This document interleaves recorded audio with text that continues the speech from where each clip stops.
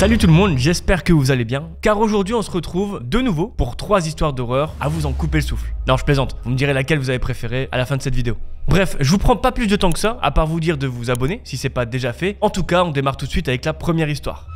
Pour cette première histoire, on va parler de Lola, très beau prénom au passage. Lola, c'est une fille d'une vingtaine d'années, en colocation avec 2 filles du même âge qu'elle. Et Lola précise que chacun a sa chambre et que c'est bien distinct dans l'appartement, ce qui fait qu'elles ont toutes leur intimité si elles ont envie d'être tranquilles. Et j'ai jamais fait de coloc personnellement, mais je pense effectivement que pouvoir avoir son intimité en colocation, c'est primordial. Bref, Lola explique qu'elle s'entend très bien avec ses 2 colocs et qu'elles sont toutes devenues amies au fil du temps. Lola nous raconte aussi qu'elle travaille de jour et qu'une de ses colocataires travaille également de jour, sauf que l'autre, par contre, elle travaille de nuit et ça aura son importance. Ce qui fait qu'il y a beaucoup de va-et-vient dans l'appartement. Voilà, maintenant le contexte est posé, donc on va rentrer tout doucement dans le détail de l'histoire de Lola. Lola précise qu'elle a posé un jour de congé un mercredi. Alors pas qu'elle a pas envie de bosser, mais pour la simple et bonne raison que sa meilleure amie se marie justement dans les prochains mois. Elle a donc pour mission d'accompagner sa meilleure amie pour l'essayage des robes de mariée.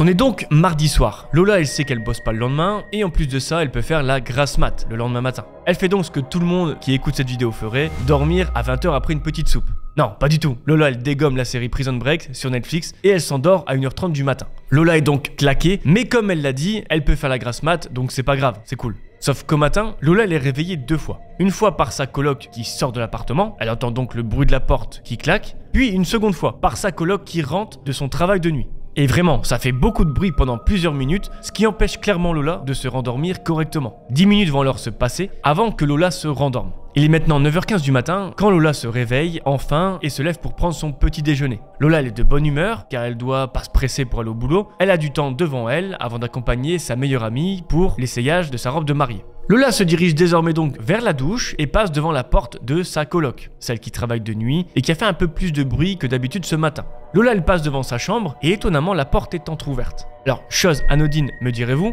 et pourtant pas du tout. Lola elle explique que sa porte elle est toujours fermée quand elle dort. Et c'est logique, sa coloc travaille de nuit, si elle ne dort pas en rentrant, ça va pas le faire. Bon, Lola, elle va pour fermer la porte afin que sa coloc ne se réveille pas à cause de la lumière du jour ou même des bruits qu'elle va faire dans l'appartement. Et ça, pour le coup, c'est une coloc assez bienveillante et on aime bien ça.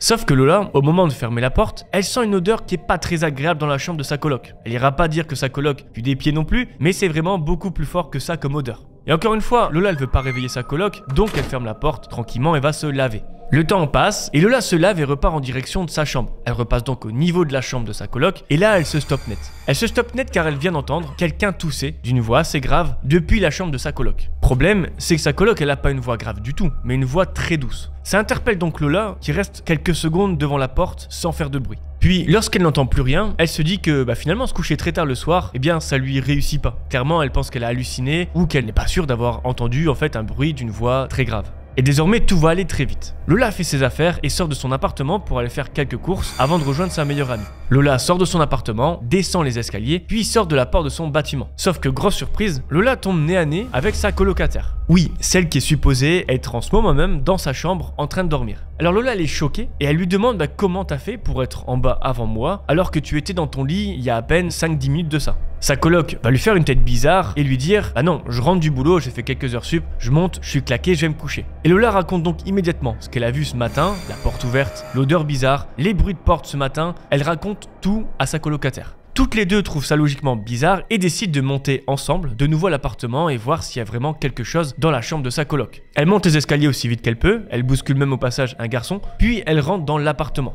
Et là, elles sont surprises de voir que la porte de la chambre de la coloc est désormais grande ouverte, mais qu'il n'y a personne là-dedans. Sauf que plusieurs détails vont intriguer Lola et sa colocataire. Première chose, le lit de la colocataire est défait. On peut même voir les traces de quelqu'un qui s'est allongé sur le lit. Puis seconde chose, et pas des moindres, l'odeur. L'odeur, la mauvaise odeur, elle est toujours là, à tel point que les 2 jeunes filles se bouchent le nez. Et après quelques secondes, Lola elle attrape le bras de sa coloc et lui dit « j'ai compris ». Lola repense à cette odeur et elle fait le lien avec ce garçon qu'elles ont bousculé un peu plus tôt dans l'escalier. Elle est intimement persuadée que le garçon dans l'escalier dégageait cette même odeur bizarre. Mais comme ça a été très vite, elle s'en est pas rendue compte tout de suite. Imaginez donc la tête de la coloc de savoir qu'un individu, pas très propre au passage, se soit infiltré dans son lit pendant qu'elle n'était pas là. Et encore heureux qu'elle a fait des heures sup car elle aurait pu tomber nez à nez avec cet homme quelques minutes auparavant. Puis dernière chose, avant de clôturer cette première histoire, vous vous demandez peut-être comment ce garçon a pu rentrer dans l'appartement. Eh bien, elles ne savent pas du tout. Elles savent pas pourquoi ni comment il s'est infiltré dans le bâtiment. En tout cas, une chose paraît sûre pour Lola, c'est qu'il a dû profiter du départ de la première colocataire au matin pour rentrer. Enfin, je sais pas vous, mais moi je vois que ça. Et si maintenant on se faisait une toute autre histoire qu'a vécu Estelle et Eva. Estelle et Eva sont deux copines d'une trentaine d'années qui ont décidé de faire un road trip au Vietnam pendant 30 jours. Alors super voyage donc pour nos deux amies qui kiffent clairement. Elles visitent, elles font la fête, bref, vacances de rêve et ça me donne envie de partir tout ça. Et malgré le fait que ce soit un pays pauvre, elles expliquent que jamais, au bon jamais, elles ne se sont jamais senties en insécurité. Et ça, même tard le soir. Mais vous inquiétez pas, ça va pas durer longtemps. Un jour, elles vont décider de partir explorer une région un peu reculée au nord du pays. Elles bookent donc un hôtel et s'y rendent en train car il y a plusieurs centaines de kilomètres entre l'endroit où elles sont et le lieu qu'elles souhaitent visiter. Une fois arrivées à l'hôtel, elles déposent leurs valises puis partent en direction des petites rues adjacentes afin de trouver un scooter à louer. Ça leur permettra de découvrir les alentours et de s'y rendre plus facilement que si elles faisaient tout à pied. Et il ne leur faut que très peu de temps pour trouver un homme sympathique qui leur demande si elles ont besoin de quelque chose. Alors, à ce stade-là, rien d'anormal. C'est quelque chose de courant où les locaux démarchent les touristes, comme Estelle et Eva, pour leur proposer des services. Alors que ce soit de la location de voitures, de scooters, ou même encore des excursions de bateaux. Bien évidemment, on a tous vécu ça. Bref, Estelle et Eva racontent que c'est pas quelque chose qui les met en confiance, mais bon, elles ont pas trop le temps et se décident assez rapidement de louer un scooter à cette personne. Après tout, il y a une boutique, donc c'est pas juste quelqu'un qui traîne dans la rue, c'est vraiment quelqu'un de professionnel.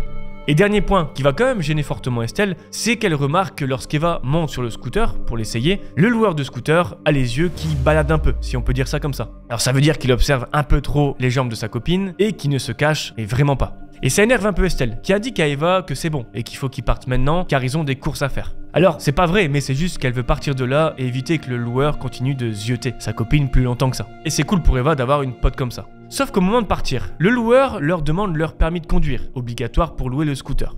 Estelle, désormais méfiante de la situation envers le loueur de scooter, elle propose de faire une photocopie. Sauf que celui-ci, il insiste pour bien garder l'original. Et elle a raison en vrai, on donne jamais ses papiers officiels à quelqu'un que ce soit en France ou à l'étranger. Bref, après plusieurs échanges, le loueur accepte finalement de couper court et de demander une simple photocopie. Donc vous voyez, il y a déjà un truc de louche. Voilà, Estelle et Eva s'en vont avec le scooter et finalement les choses se déroulent plutôt bien. Elles ont loué pour 2 journées, donc elles veulent profiter avant de le rendre et de ne plus entendre parler du loueur de scooter. Les deux amis commencent donc leur exploration et s'enfoncent de plus en plus dans des zones assez isolées. Et c'est ce qui était prévu. Estelle et Eva racontent que les rues sont assez endommagées et ça rend notamment Estelle pas très à l'aise, voire même pas confiante du tout à l'arrière du scooter.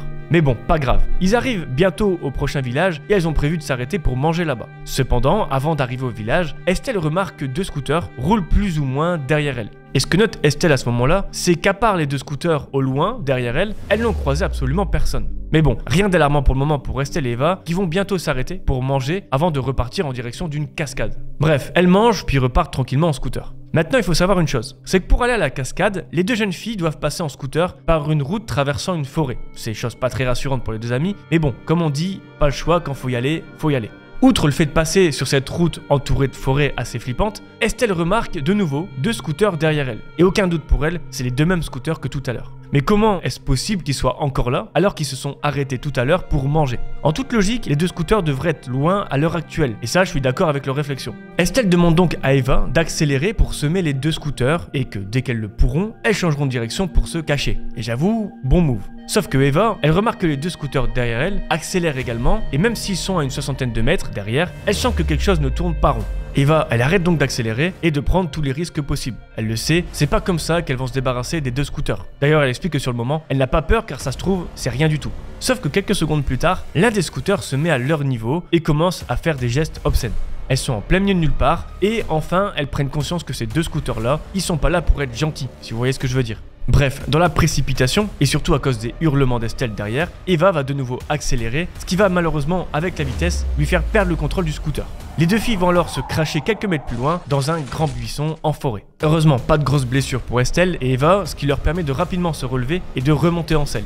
Et en remontant en selle, elles aperçoivent toutes les 2 que les 2 autres scooters sont partis un peu plus loin, mais font désormais demi-tour pour revenir vers elles, probablement dans le but de s'attaquer de nouveau à Estelle et Eva. Et comme les deux autres scooters arrivent à vive allure, Estelle et Eva décident de lâcher le scooter et de courir le plus vite possible à travers la forêt pour enfin être en sécurité et vraiment se cacher. Sauf qu'au même moment, lorsqu'elle rentre dans la forêt, Estelle aperçoit au loin une camionnette arrivant en leur direction, la direction opposée des scooters. Et Estelle ne sait pas comment expliquer, mais pour elle, c'est soit ça passe, soit ça casse. Et clairement, c'est leur seul espoir. Elle décide de courir vers la camionnette qui s'approche d'elle. La camionnette s'approche et Estelle est donc en plein milieu entre la camionnette d'un côté et les deux autres scooters de l'autre. S'ensuit quelques secondes où Estelle pense avoir pris la pire décision de sa vie. Mais non, un homme descend de la camionnette et sort avec un fusil. Clairement, il n'est pas là pour rigoler. Estelle pense effectivement que ça craint pour elle, sauf qu'elle se rend vite compte que l'homme est de son côté quand elle va voir les deux scooters prendre la fuite en direction opposée. Estelle appelle donc Eva et remercie l'homme d'avoir intervenu, car qui sait ce qui se serait passé s'il n'était pas là.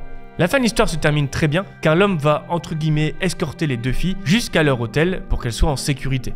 Un immense big up du coup à cet homme qui a joué un rôle déterminant dans cette histoire. Et pour débriefer un petit peu l'histoire, Estelle et Eva n'ont pas eu davantage d'informations à propos de ces deux scooters. En revanche, elles sont persuadées d'une chose, c'est que le loueur de scooter a forcément quelque chose à voir là-dedans. Je vous explique. Estelle explique qu'en ramenant le scooter, eh bien déjà elle n'était pas tout à fait à l'aise avec ce qui s'était passé la veille, et ça se comprend. Mais chose assez effrayante pour Estelle et Eva, c'est qu'ils ont pu voir dans l'arrière-boutique qu'il y avait deux scooters sur le bas-côté qui ressemblaient étrangement aux deux scooters qui les poursuivaient la veille. Aucune certitude, mais c'est vraiment trop chelou pour Estelle et Eva qui sont persuadées qu'il y a eu quelque chose de louche avec le loueur de scooter. Ah, je vous l'avais dit que cette histoire était plutôt pas mal. Vous, qu'est-ce que vous en avez pensé?